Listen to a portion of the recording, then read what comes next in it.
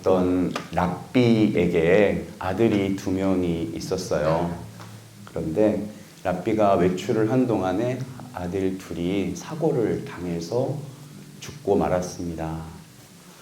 그의 아내는 남편에게 어떻게 전할지를 고민하다가 일단 깊은 방 안으로 옮겨놨어요, 시신을. 랍비가 돌아왔을 때 아내가 묻습니다. 여보, 예전에 어떤 사람이 나에게 귀중한 보석 2개를 맡기고 갔어요.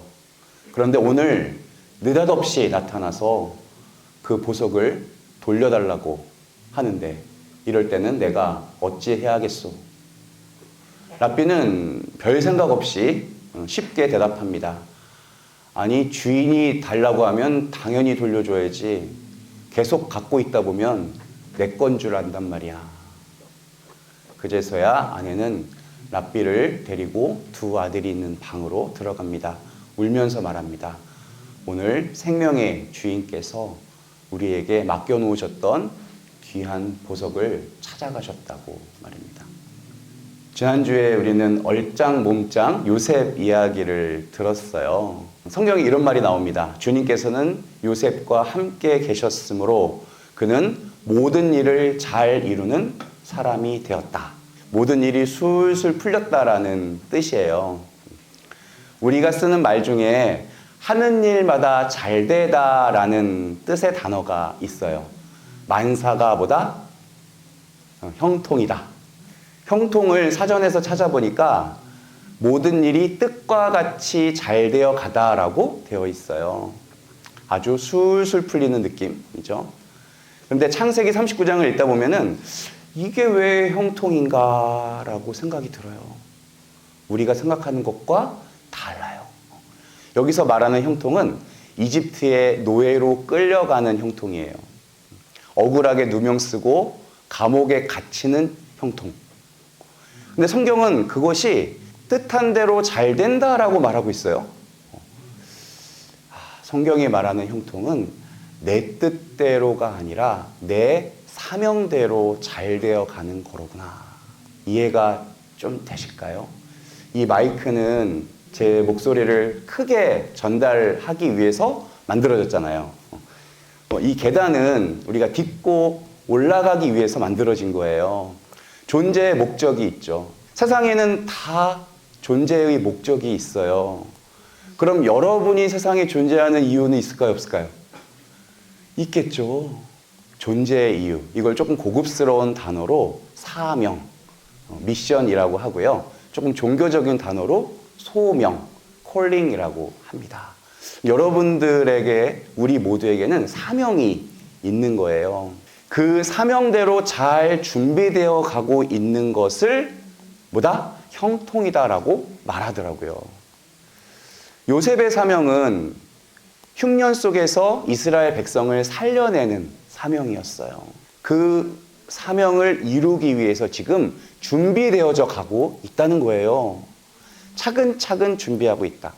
비록 그 과정이 형들에게 배신당해서 팔려가고 열심히 일하고도 누명 써서 감옥에 갇히고 이런 어려움이더라도 전체적인 과정 안에서 요셉은 잘 준비되고 있다. 그래서 알 수 있는 거는요. 성경이 말하는 형통은 지금 현재 내 상황과 관계가 없구나라는 거예요. 고통과 어려움 속에 있어도 그 과정을 통해서 내가 잘 준비되어져 가고 있다면, 사명을 이루기 위해서 성장하고 있다면 그게 하는 일마다 잘 된다는 거래요. 내가 생각한 길이 아니어도 잘 가고 있는 거래요.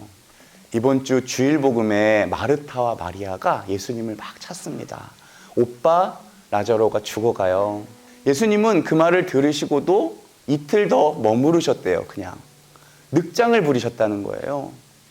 그들 마음을 아시고도 그냥 가만히 계세요.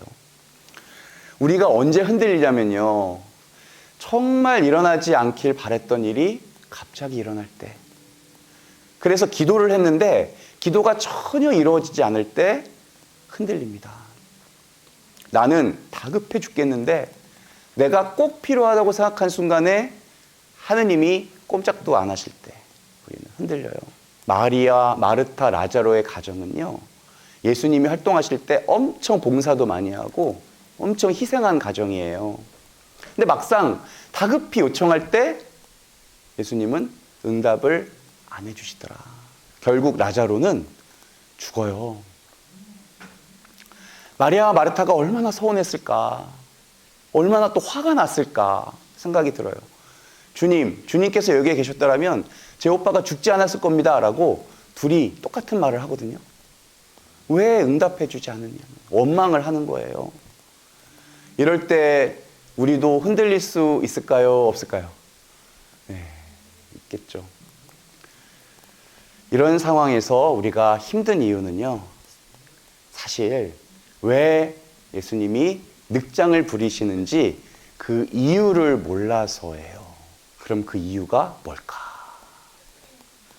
이런 말씀을 하세요. 내가 거기 없었으므로 너희가 믿게 될 것이니 나는 기쁘다. 이제 라자로에게 가자. 희한한 말씀을 하고 계세요. 늑장 부리고 천천히 간 게 잘한 일이래요. 기쁘시대요, 그게. 이 일로 인해서 너희가 믿게 될 거기 때문에, 이 일을 통해서 하느님이 생명의 주인이시라는 것을 알게 될 거기 때문에 결국 그렇게 라자로를 살려내십니다. 우리 기도가 즉각 이루어지질 않아요. 우리가 일을 자꾸 그르치게 만들어요. 그거는요, 그걸 통해서 하실 일이 있다는 거예요. 내 문제만 해결하는 게 아니라 이걸 통해서 더 큰 일을 하실 게 있다는 거예요. 십자가의 신비가 바로 그거거든요. 예수님의 고통을 통해서 우리가 낫게 되었다. 그게 이 사순 기간에 우리가 묵상하는 거예요. 그게 그리스도교 신앙이거든요. 내 고통을 통해서 누가 나아요. 이게 성경이 말하는 형통이에요. 내 문제만 해결되는 게 아니라 다른 누군가가 수혜를 받게 되는 거예요. 한나의 부모님은 교회에 평생 봉사하신 분들이세요. 하나는 청년회 회장이고요. 오빠, 언니, 동생도 교회에 없으면 안 될 인물들이에요. 그만큼 헌신적인 가정입니다. 마리아와 마르타의 가정이 현대에 있다면 딱 한나의 가정이 그래요. 한나는 저에게 말했어요. 신부님, 저는 하느님을 원망하지 않아요. 어머니, 아버지 좋은 곳 가셔서 저 괜찮아요. 이거는 신앙으로밖에는 설명이 안 되는 말이에요. 어떻게 위로해야 될지 몰라 하는 저를 오히려 위로해 주고 있는 거예요. 나도 한나만큼의 신앙이 있는가 반성하는 시간이고요. 우리 모두가 한나에게 배우고 있는 시간이에요, 지금. 그래서 신앙생활은요, 생각하는 법을 다시 배우는 거예요. 세상을 바라보는 방법을 다시 배우는 거.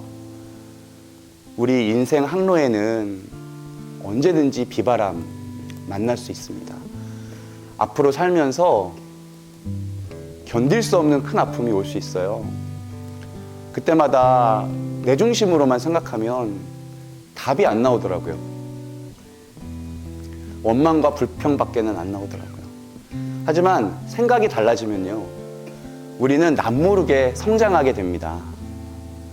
더 큰 사람이 되기 위해서 준비되는 시간이 되는 거예요. 아름다움이 무슨 뜻인지 아세요? 우리말에 앓고 난 다음, 앓고 난 사람답다라는 뜻이래요. 그래서 우리는 걸그룹 보면서 예쁘다라고 말해도 아름답다고는 잘하지 않아요. 한나는 코로나 시대에 총학생회를 이끄느라고 많은 어려움을 겪었어요. 이미 참 아름다운 친구였어요. 그런데 이번 일로 더 아름다워질 거예요. 혹시라도 여러분들에게 갑자기 큰 어려움이 생긴다면 그건 여러분들이 아름다워지는 시간이에요.